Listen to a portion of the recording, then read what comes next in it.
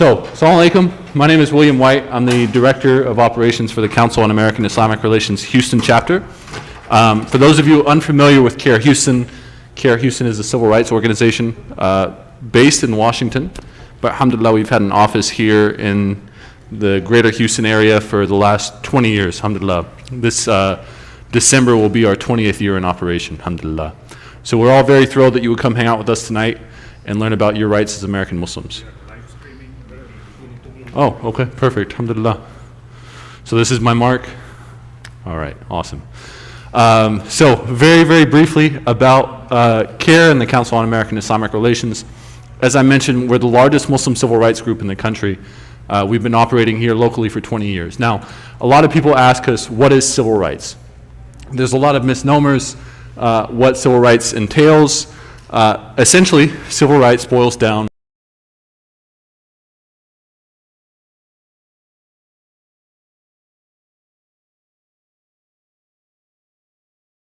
the Fifth, and the Sixth Amendment. As well, we do a little bit of voter rights, so we cover the 14th and 15th Amendment. Nonetheless, alhamdulillah, CAIR's activism and outreach work are centered on, first and foremost, our right to practice religion in this country, alhamdulillah. Our right to practice religion without intimidation, without threat, and certainly without harassment.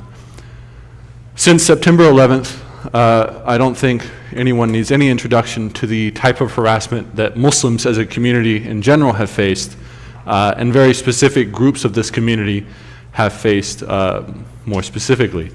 For the past 20 years now, 21 years, Muslims have been harassed by law enforcement, the FBI in particular, on how we practice our religion. We've been harassed by customs and border agents while we're coming in from the country, either from Iran or coming from Umrah or from Hajj. And we've been harassed just simply coming in from visiting family abroad, or even just going as close as New York. I don't think we need any introduction to that. Where CAIR's work comes in is CAIR works firsthand in countering a lot of the lies and myths that are spread about Muslims and Islam in general by relaying Islam to the media, as well working with the media to show different hate crimes and correcting the narrative. As well, we have, I say this with a lot of pride, we alhamdulillah sued the government on a lot of instances. We filed claims against the government, civil rights claims against the government for infringing the rights of American Muslims, be that with law enforcement, in the workplace, or at school or at university. CAIR has been at the forefront of fighting Islamophobia. So just very quickly, CAIR's mission is to enhance the understanding of Islam, protect civil rights, promote justice, and empower American Muslims. The promote justice piece of our mission is probably what most people are familiar with us for. That is our Get Out the Vote efforts, as well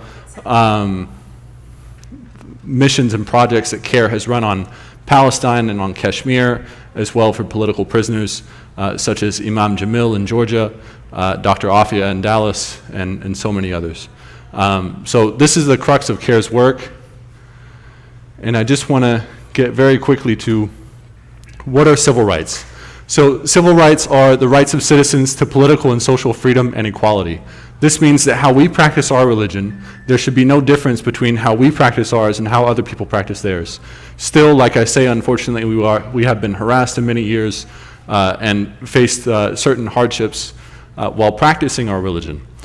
As well, the right to personal liberty established by the U.S. Constitution and certain congressional acts, namely the 1964 Civil Rights Act.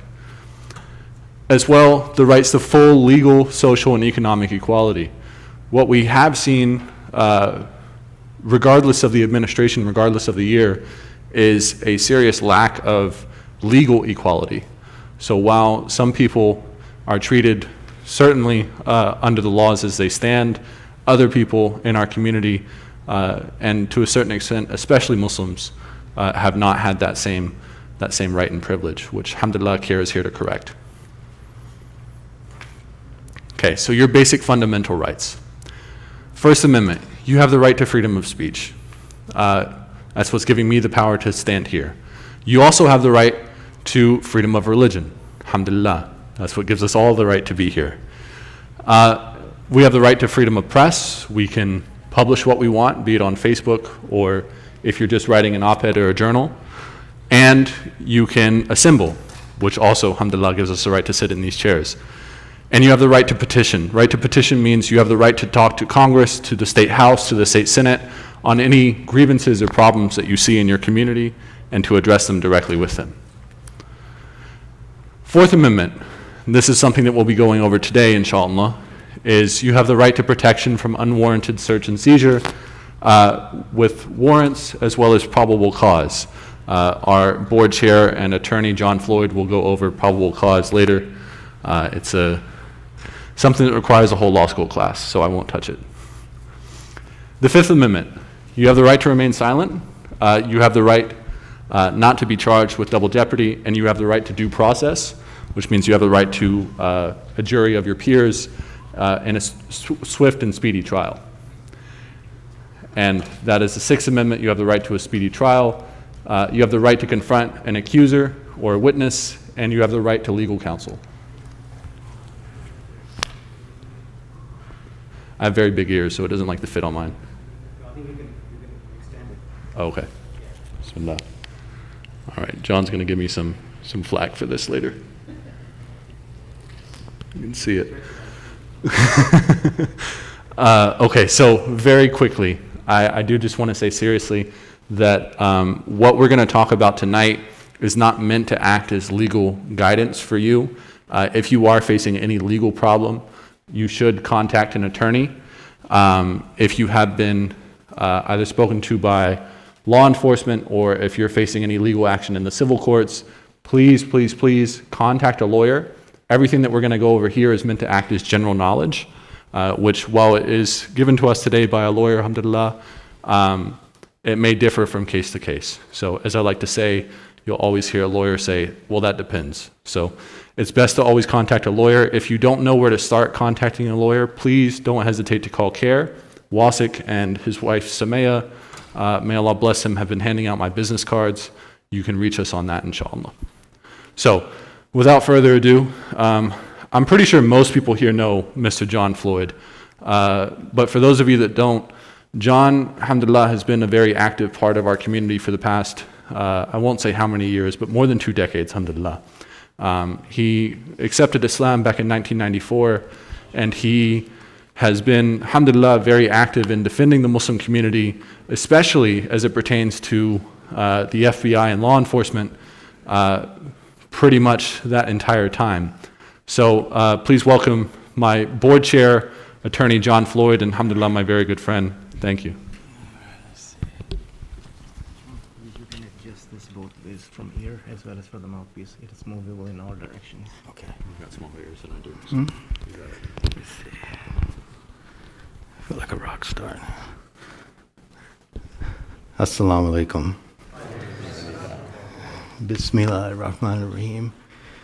So thank you, Billy, for that introduction. As we get started, what I would like to start with this evening is before we end tonight, is please make dua for all of our brothers and sisters around the world who are living in violence and oppression. Pray that they have patience and faith and that they are victorious. So here we go.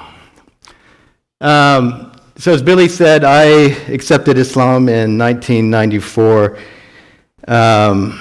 It was an interesting time then because most people in the United States didn't know any Muslims, right? So they didn't really have an opinion one way or the other about Islam or about the Muslim community. And in fact, a lot of the faith-based groups had a lot of respect for Muslims and Islam. After 9/11, things turned sharply, and that's when I really became involved with CAIR.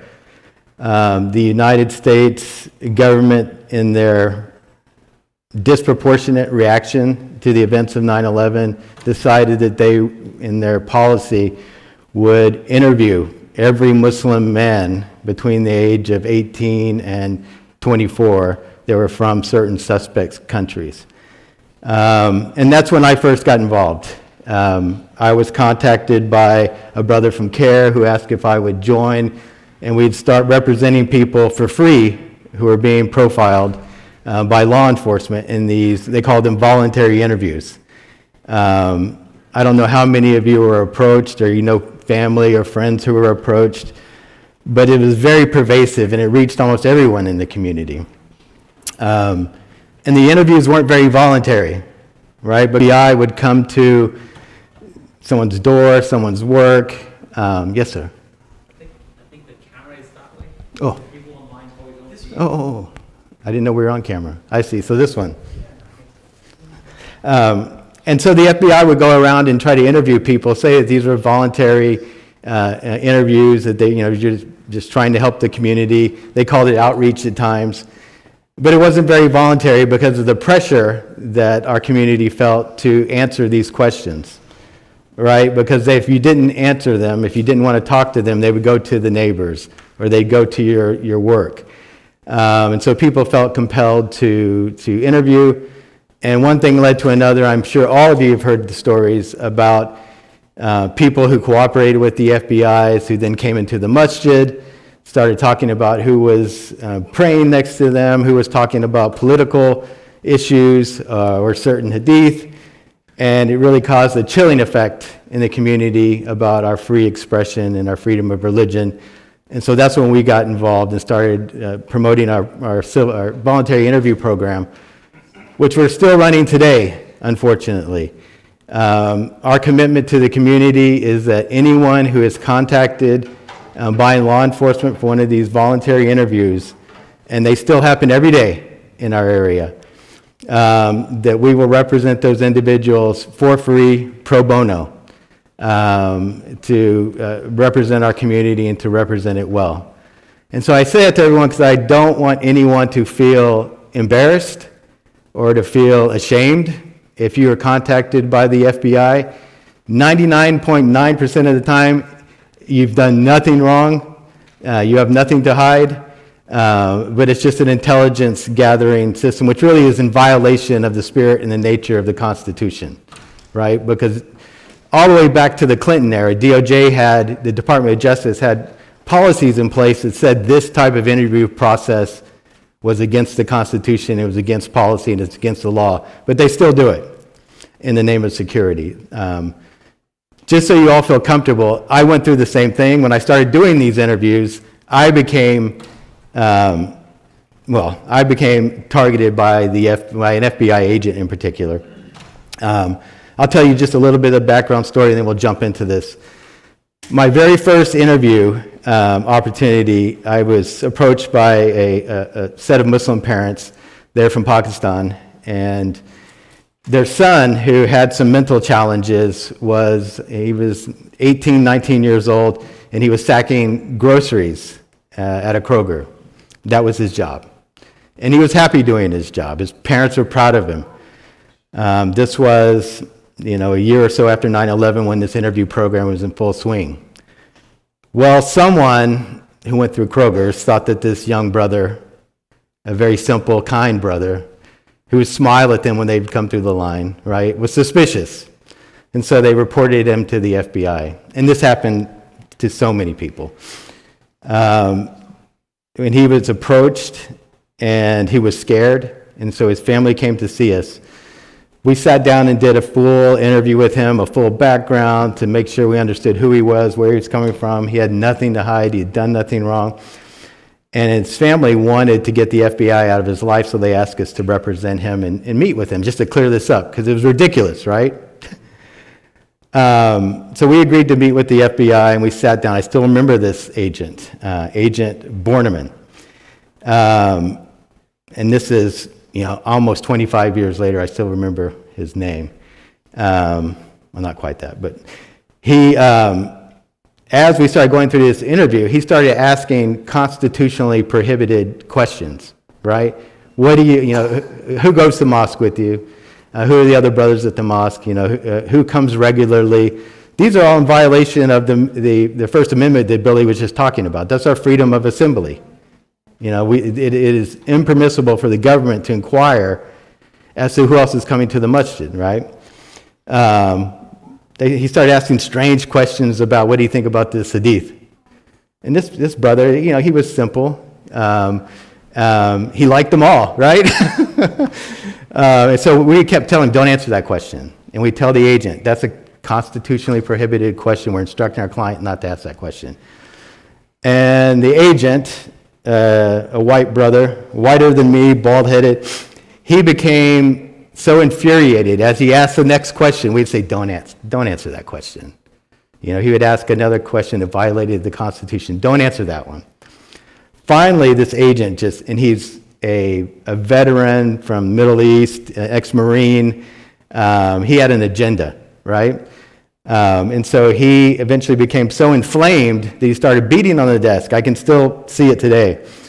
He stood up and started screaming at us, the two lawyers that were in the room with this brother, saying that we're lucky that he let us be present when our client was being interviewed, and he had no right to attorney. It just slipped out, right? And so we immediately shut down the interview. A few weeks later, I'm trying to travel. I'm traveling as a lawyer, my day job. I got my briefcase. I go to El Paso. And as many of you, unfortunately, probably know, or someone you know, I had the S's on my what we used to have, just paper boarding passes, right? First time in my life. And so we went through all of that. I finally got on the plane. We're about to shut the plane. John Floyd, where's he? I'm sitting down in my chair in the airplane. They call me. I have to remove myself from the airplane, and we start going through it again. It turns out that this agent, right, in his wisdom, had put me and the ACLU lawyer who was sitting with me at the table on the high security list. And we found ourselves unable to travel easily for quite a few months. So luckily we were lawyers, we knew what to do. We wrote a letter to the special agent in charge of the FBI, to the Department of Justice. This agent was disciplined and he was eventually removed from Houston, right? It's funny because the letter we wrote, they posted up in the lunchroom and so they can make fun of us, right? They all thought it was funny that we were complaining. But nonetheless, we caught their attention. And at the end of the day, they moved that agent out of Houston. And so I was blown away, quite honestly. I'd never seen a law enforcement agent disrespect two attorneys who knew their rights and who knew the law in such a way. And I realized at that point, if we weren't there, what would they have done to this brother, right? You've all read, most likely, stories of these brothers that are set up by these FBI agents. They're charged of making false statements to agents, and it's just because of this kind of nonsense, right?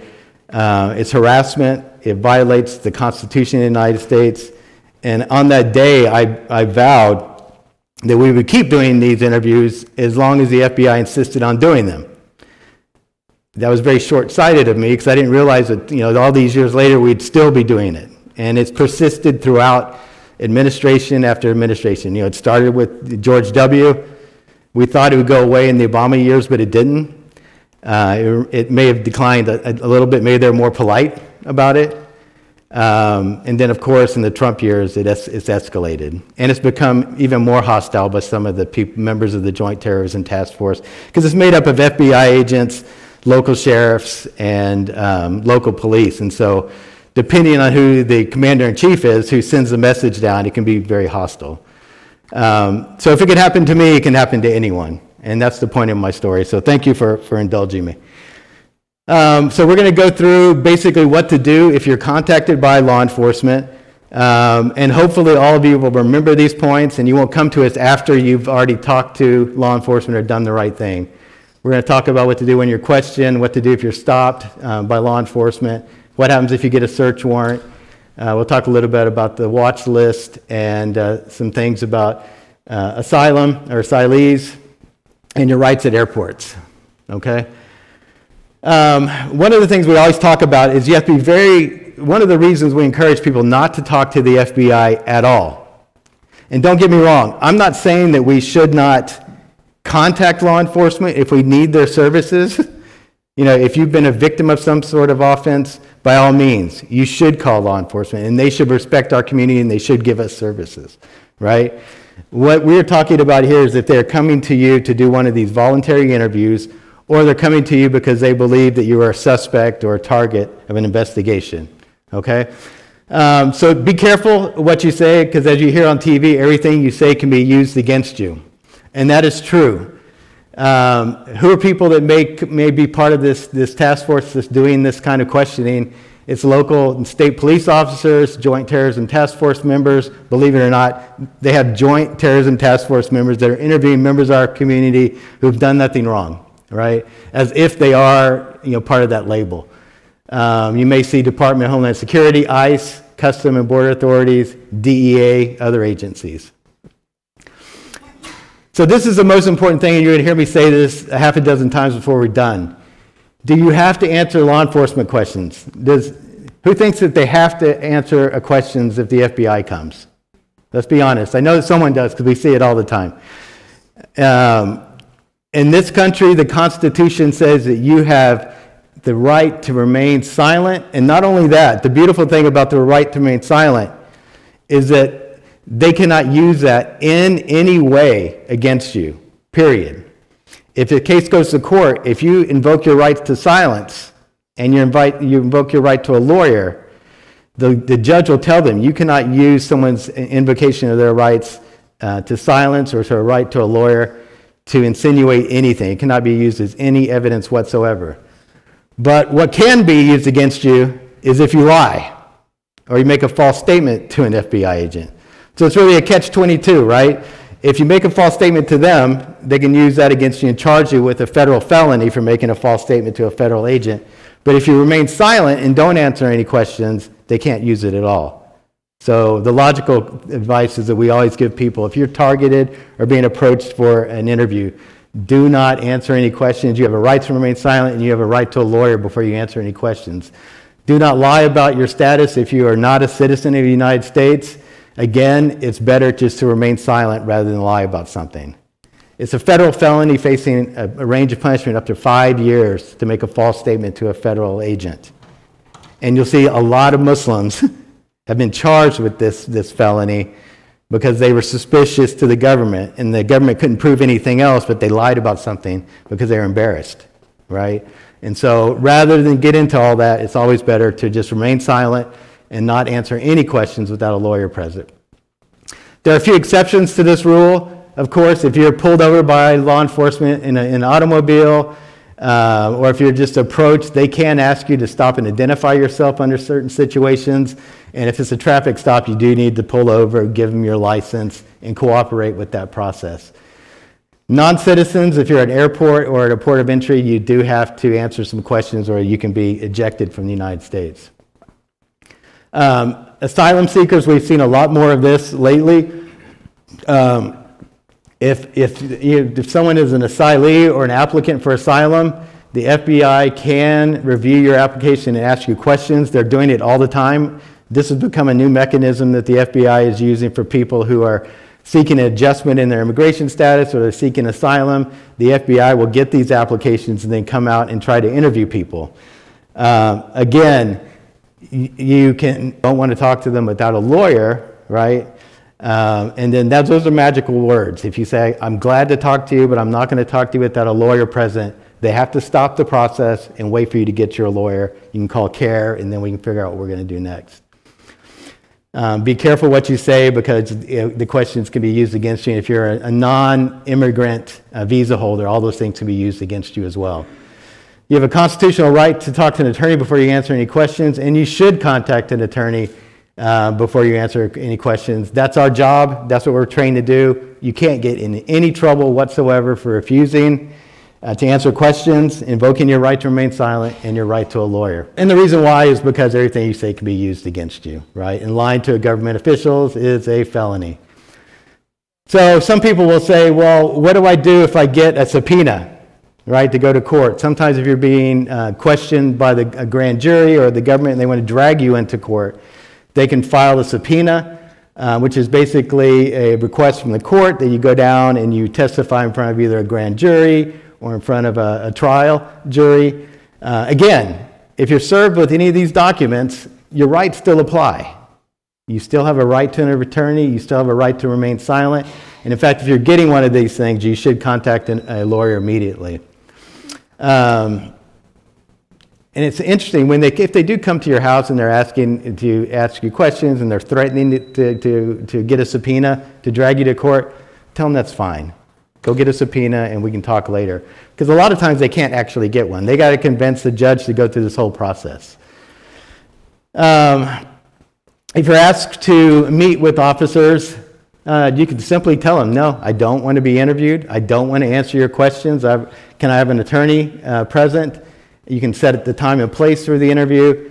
You can ask them what questions they're planning on asking beforehand. They probably won't tell you. And of course, even if you have a lawyer, you should never answer questions that you're not going to be truthful about or you don't feel comfortable answering. If you're stopped by the police on the street, so you see in red, we say never run away. As you've all seen, our black and brown communities, including our Muslim community, law enforcement will overreact if people start to run away. There's been several high-profile shootings of people who were doing nothing other than running away. They're not supposed to do that. It's a violation of your civil rights, obviously, but things can get out of hand if you run from the police. If police approach you on the street, and if you can surely ask them, am I free to leave? Right? And if you're free to leave, you should walk away and leave.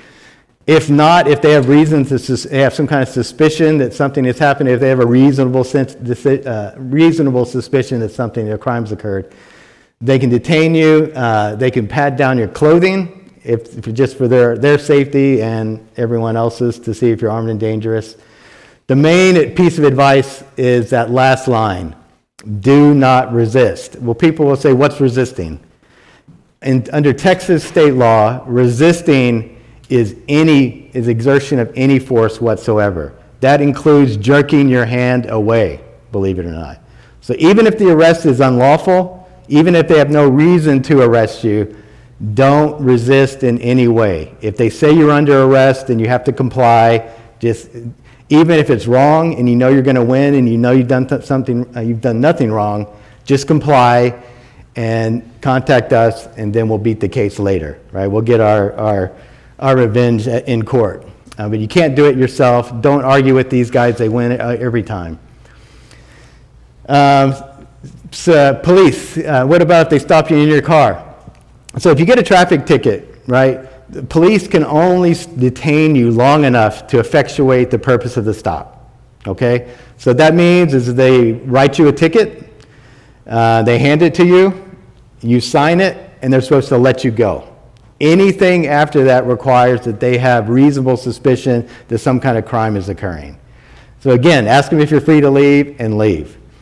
If they start asking you questions about giving up your rights, you have the absolute right to refuse consent to allow them to search your vehicle and refuse to answer any other questions other than those necessary to get this ticket and to get on your way. A lot of times officers who are not culturally sensitive is probably the nicest way of saying it. From my perspective, who may be bigoted or racist, they will ask everyone they pull over who they think looks different to search their car. Right? That's a violation of your constitutional rights. You have every right to say no. And unless they have probable cause to search your vehicle or they have a warrant, they can't search it. So don't give up these valuable rights. I mean, these are in the Constitution. They've been in the Constitution since the founding of the country. And every other American who's gone through any kind of training on the issue knows it, and they exercise those rights, and we should too. We should not be ashamed to exercise our rights. What you should do if you're arrested? Again, the Miranda rights say you have the right to remain silent. Anything you say can and will be used against you in a court of law. You have a right to an attorney. If you can't afford an attorney, one will be appointed to you. These Miranda rights, actually right now, there are cases going up to our current Supreme Court, which may actually do away with these warnings, but these are your rights. Whether they warn you or not, you have the absolute right to remain silent. You should understand that statements that come out of your mouth are exceptions to the hearsay rule. So that means that a police officer can come in and say what you said, right? They can't say what anyone else says, that's hearsay, but the person who is the defendant, the person who's in court, they can say those statements against you. And so there's an exception to the hearsay rule. You have a right to an attorney, and if you can't afford one can be appointed to you. This is a constitutional right. It applies in all of our courts where there's any kind of threat of jail time, that you have an absolute right to a court-appointed attorney if you cannot afford one. And you should exercise all these rights. And I'll tell you this, a lot of times I have learned my Muslim family that adopted me was from Pakistan.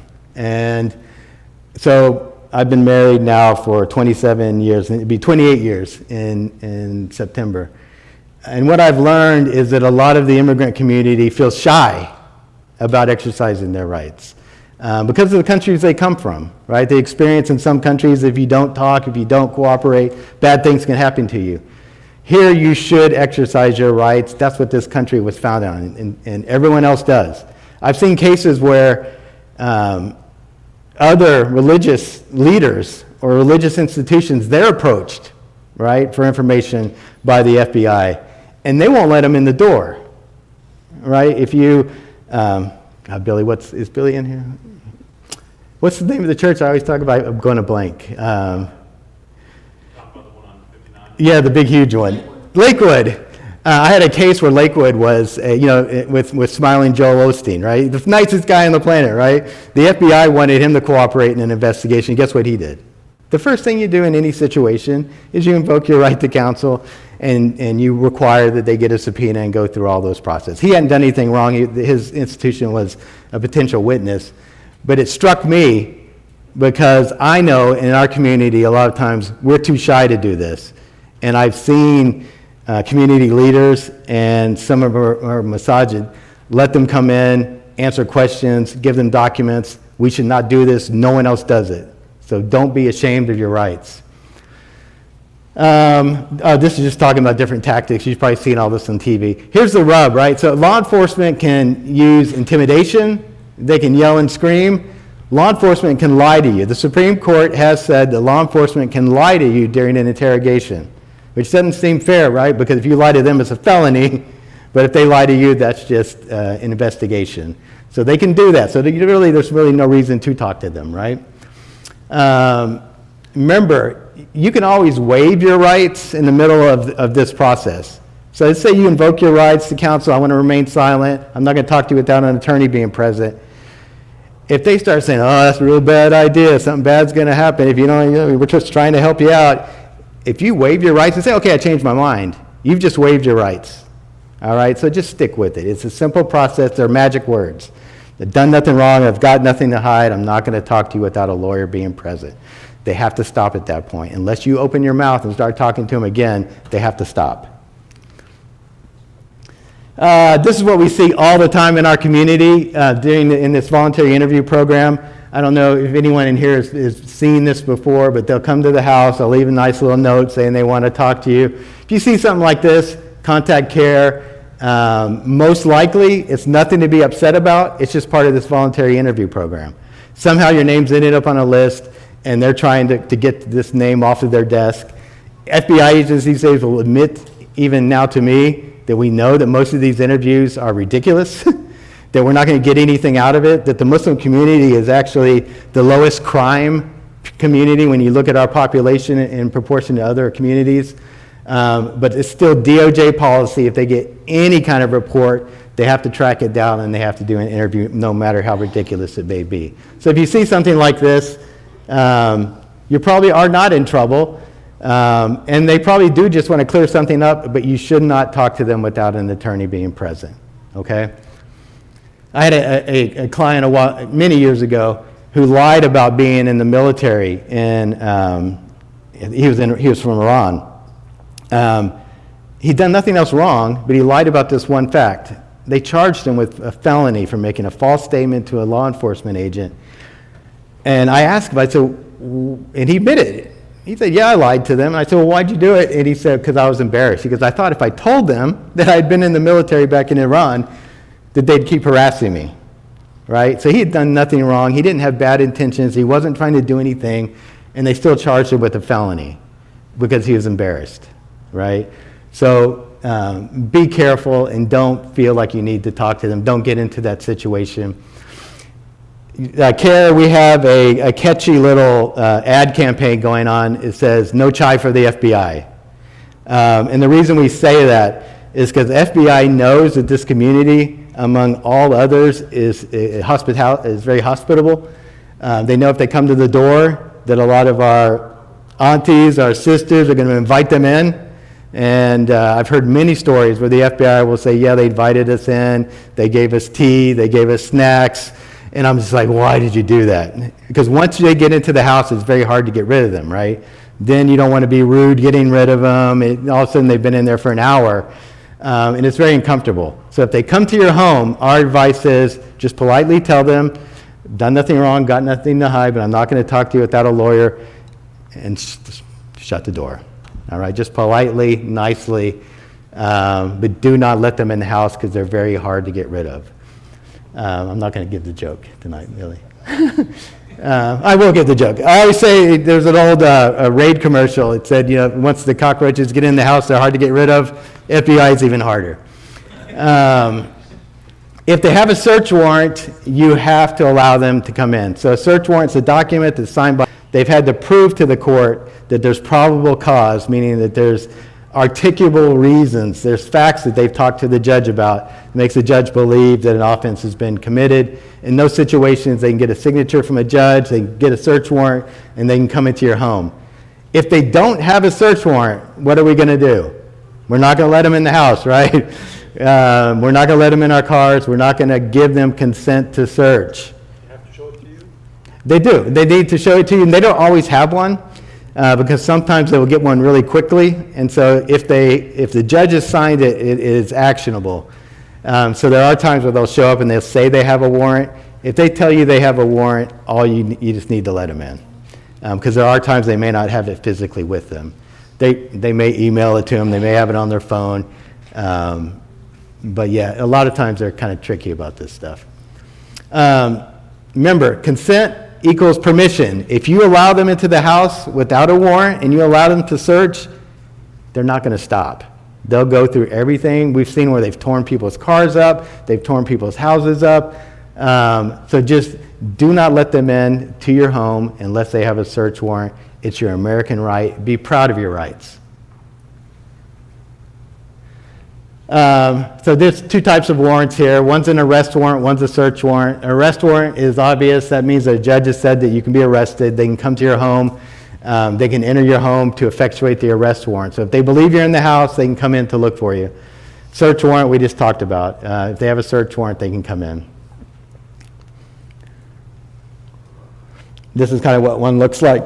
This comes from in federal court, and it just sets out the things that they can look for and the reasons they're there. Same thing, this is an arrest warrant. It's just saying that a judge has signed off that this person can be arrested. So this is an interesting thing. Law enforcement is able to get consent from anyone they believe controls the premises, okay? So sisters, if you're at home, brothers, if your cousin's in town, if the agents believe that this person has the right to give consent, they can give consent to search.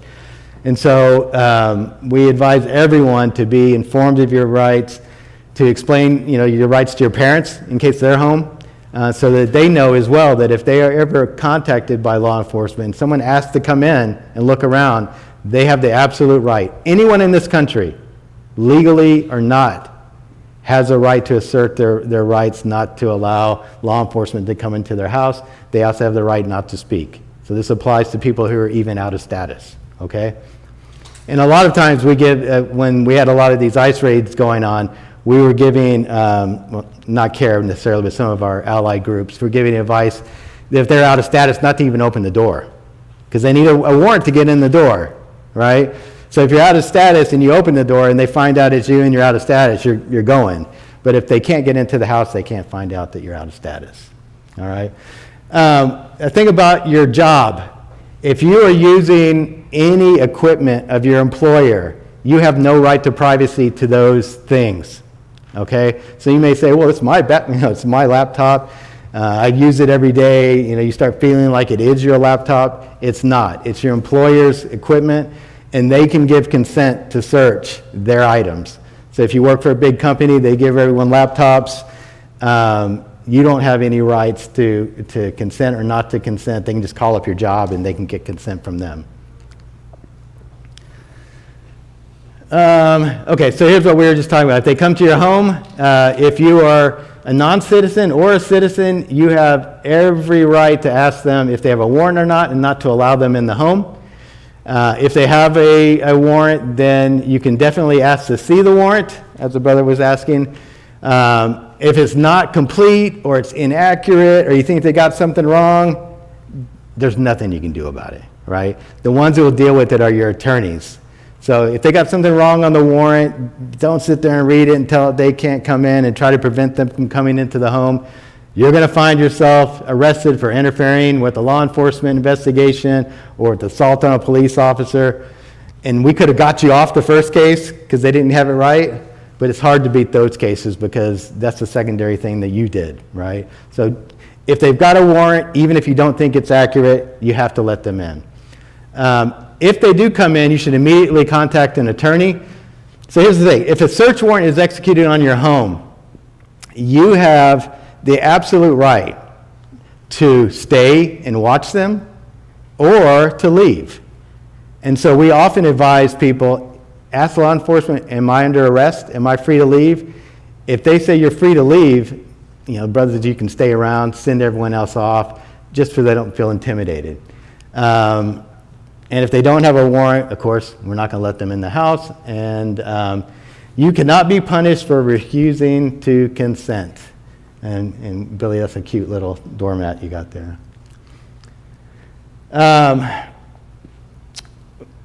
What if they say they don't have a search warrant, but they want to search it, but they search anyway? So there's a principle in the law called fruit of the poisonous tree.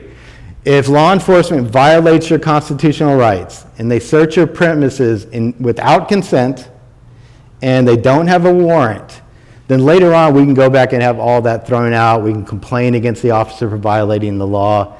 Again, you tell them in clear, unambiguous terms that I do not consent to the search of my home. I'm not going to talk to you. Contact a lawyer immediately. Contact CAIR, and then we'll find you help as soon as we can.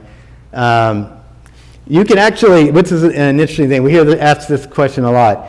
Can I videotape law enforcement?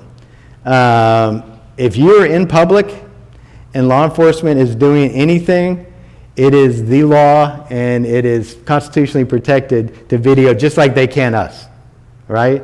So if you see law enforcement doing something out in public, you are completely free to videotape them. And you should also ask for their names, badge numbers, and all that kind of stuff to kind of document it. So here's where it gets a little sticky, especially for people who are non-immigrant visa holders. So you basically, there's a kind of I guess a hierarchy of rights. So the U.S. citizens have the most rights, okay? Non-citizens, they start to dwindle down. Green card holders' rights are just almost exactly the same. People who are coming here to visit or here on just a traveler's visa or work visa, their rights are kind of at the lowest level.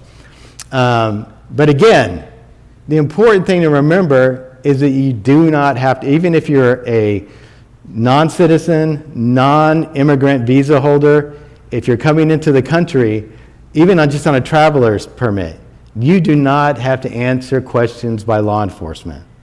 Now, they don't have to let you into the country. That's the rub, right?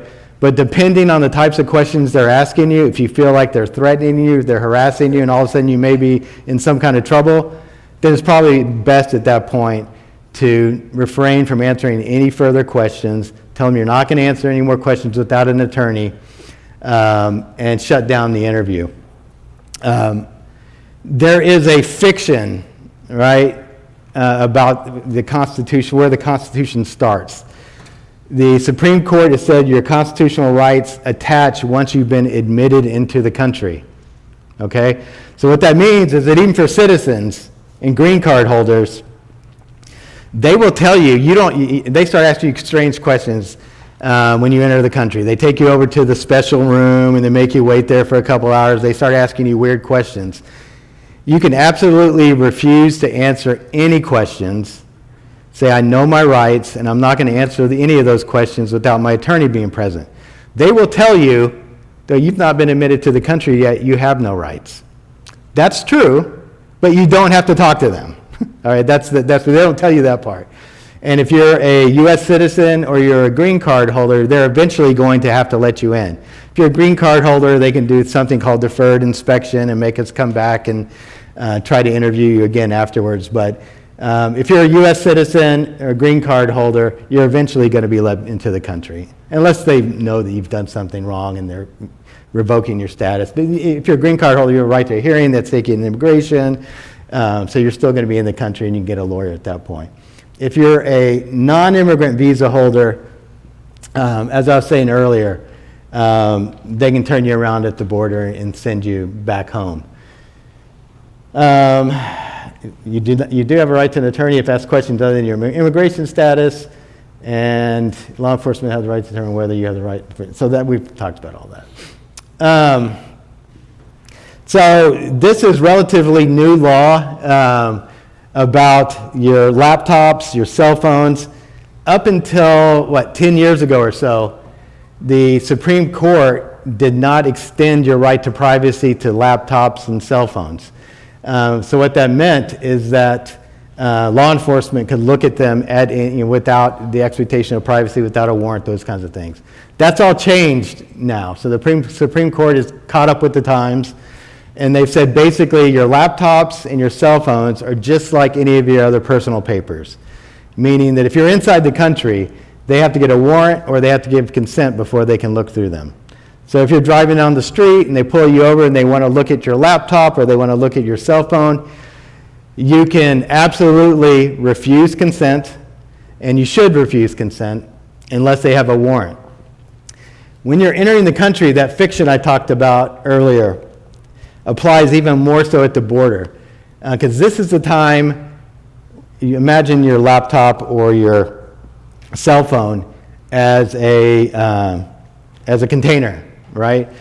Just like they can search any container when they're coming into the country, and they can search your luggage when you're coming into the country, they can search all of our laptops and our cell phones because you've not been into the country yet. Once you get into country, once you've been admitted, all your constitutional rights attached, and they have to get a warrant to do it. But when you're entering, they can go through everything.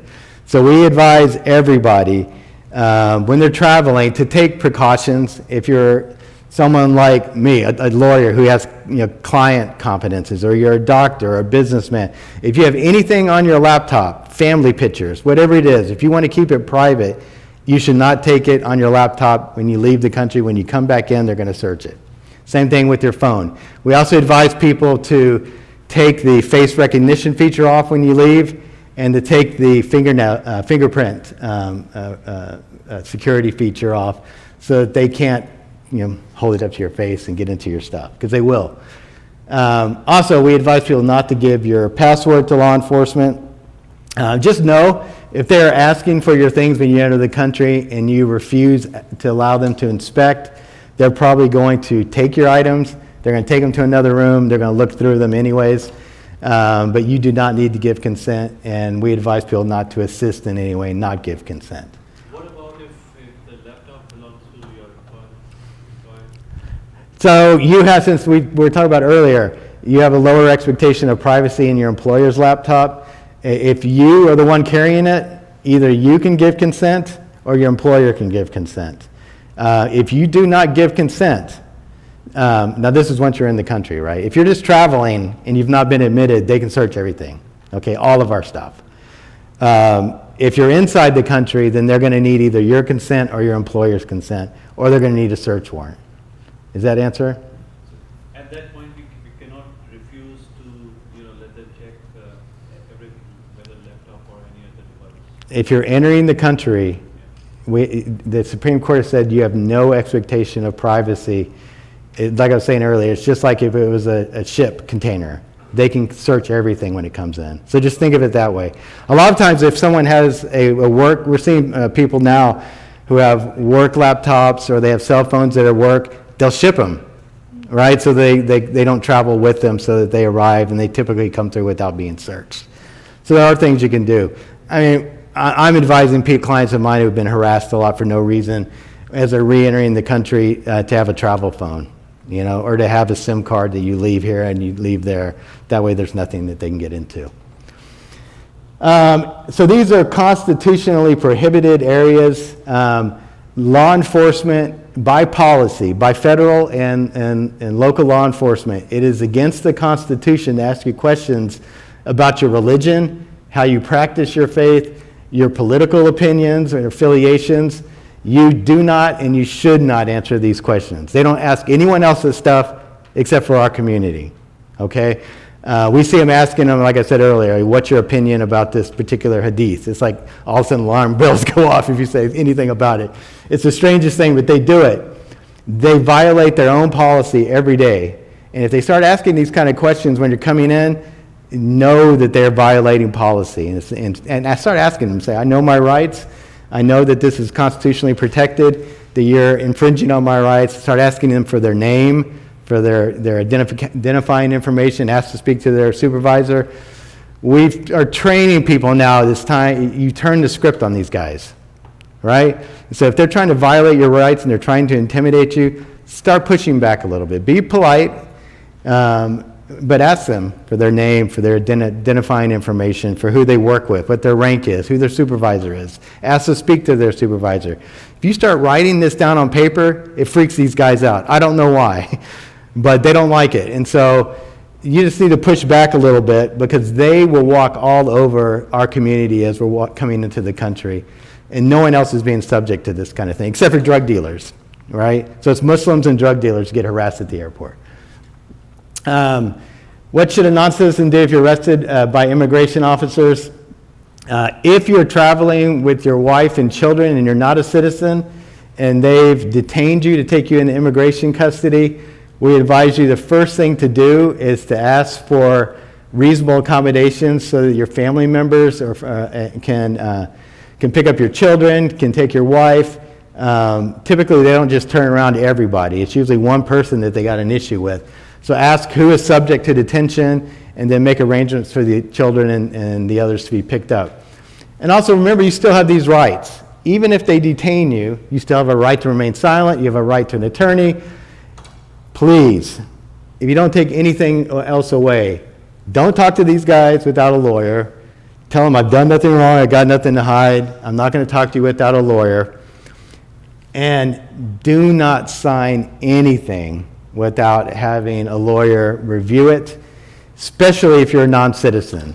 They will put papers in front of you where you waive all your rights and agree to be deported. Next thing you know, guess what? You're going back, and you just lost all your valuable rights. So don't sign anything. Don't waive any of your rights. And if you have articulable or if you have real reasons to claim it, claim asylum at that point when you're entering the country. Remember, the primary job of an immigration official is law enforcement, and they will tell you that you don't have any rights until you've been admitted to the country, and they won't advise you of any of your rights. The Supreme Court has said that our civil rights are ours, right? We are responsible for knowing our rights and for advocating for them. So if you don't ask for an attorney, if you open your mouth and talk to them without an attorney, if you agreed to consent to let them search, you're voluntarily giving up your rights, okay? And the Supreme Court has said these are your valuable rights. You have to be educated about them, and you have to know how to enforce them.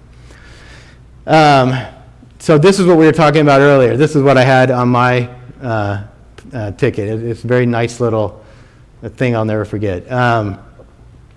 If you have this coming on your boarding passes, if you have a hard time getting a ticket online, you know, for your phone, and you need to go to the airport and they're printing up papers that have this kind of designation on it, the Quad S, what that means is that either someone in law enforcement or immigration has added your name to a list of people who need to be asked questions or who need to be searched. It doesn't mean you've done anything wrong, but it means that someone thinks that you need extra security at an airport. If this happens to you and there's no good reason for it and it keeps happening over and over again, contact CAIR. We are documenting this information and trying to help people get off this list if they've done nothing wrong. A lot of times what we find is that people who refuse to engage in the voluntary interview program that we talked about earlier, who have invoked their rights, there's some agent who thinks it's funny just to add this to the database. And so there's a lot of people that are getting harassed this way when they go to the airport. Houston airports, there was a recent study that came out, the Houston Muslim study that CAIR participated in. Houston airports have a problem. For whatever reason, we have a very high rate of harassment and discrimination at the airports. And so if you encounter this, we are paying attention. If you encounter any kind of harassment, any kind of prejudice, if they're treating you rudely for no reason, contact CAIR so that we can help you do something about it. The main thing, if that happens, document everything, get names, write it down so that when you get to us, you still remember it.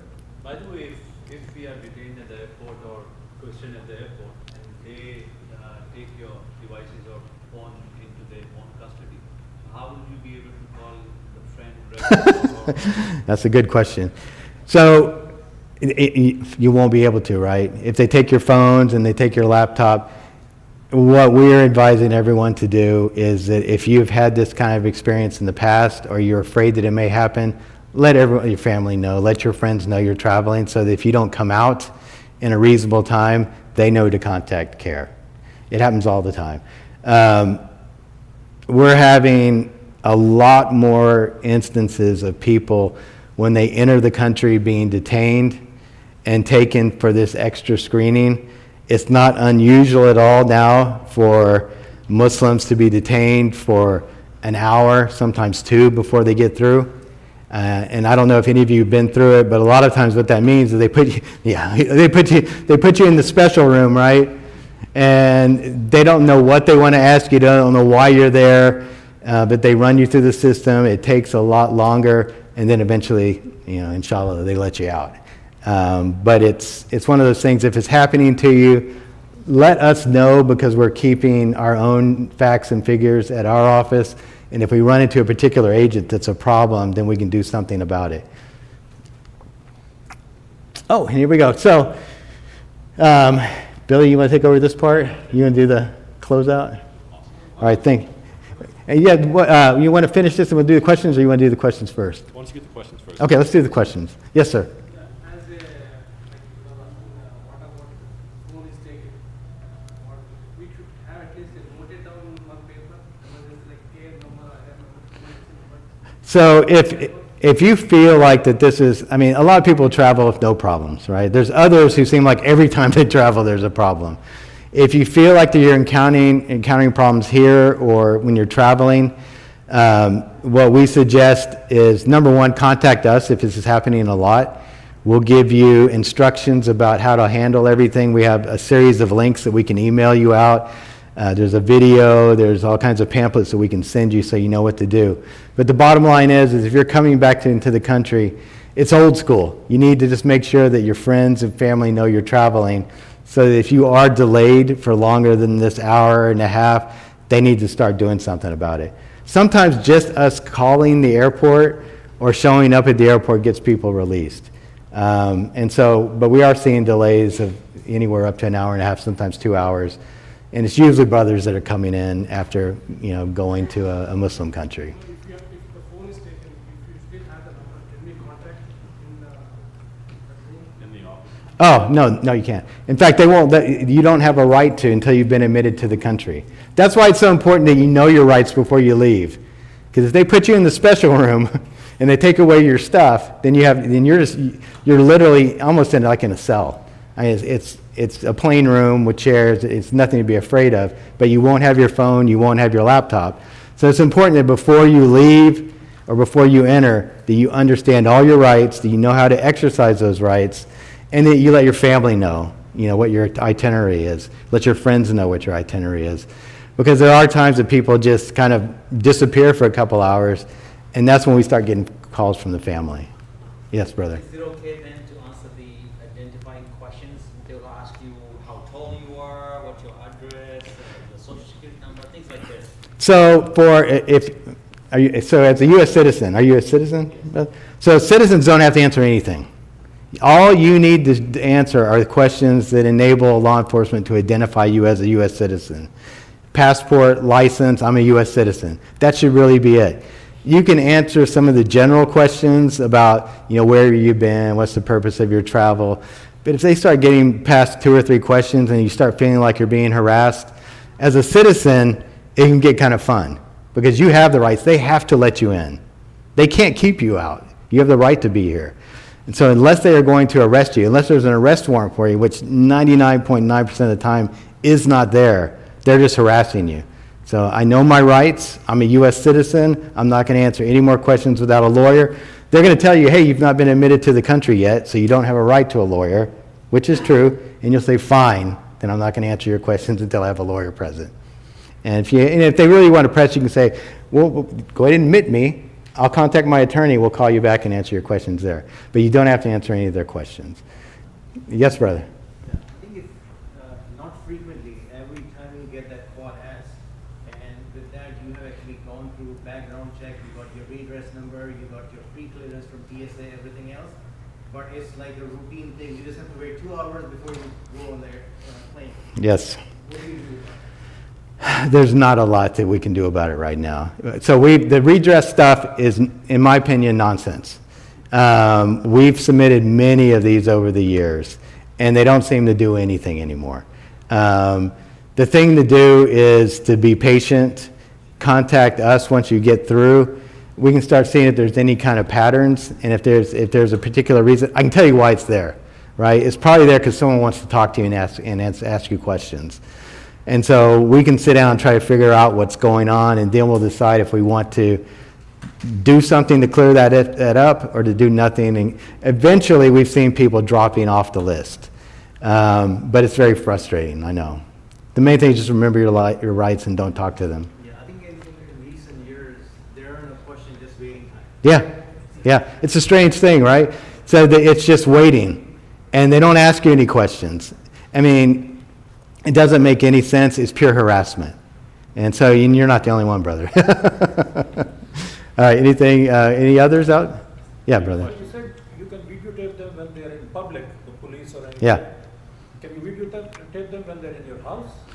So you can videotape them when they're in your house, as long as it's not interfering with what the purpose of their warrant or their search or whatever it may be. In fact, a lot of people have cameras in their home, videotape the whole thing. Right, so you can, yes. As long as it's not interfering with them and it's not a threat to them. Any questions from the sisters? Sisters? Yes, brother. Apart from the airport, when they come, are they will be dressed in the uniform or they come in the civil dress? Are you saying once you're here, inside? No, apart from the airports, when they come for the search warrant or will they be in the uniform? So, FBI agents typically don't come in their uniforms, right? They wear suits, so they could be wearing anything. It could be, sometimes these guys think they're cool, they're wearing jeans and boots and all this kind of stuff. So, but you do need to ask them to identify themselves. They're required to show you their identification. So if they approach you at home or at work, you need to ask them to identify themselves, and they're supposed to do it. But yeah, they don't have any kind of uniforms. And if they identify, can we take the ID picture also? Are we allowed to do so? No one's asked me that before. I don't see why not. I can't imagine them being upset about it. But and you can just tell them you want to capture it because you want to be able to contact them later. But I would definitely ask them. Usually they have business cards. Sometimes these guys, as part of this Joint Terrorism Task Force, they're not all FBI agents, right? So Thank you so much.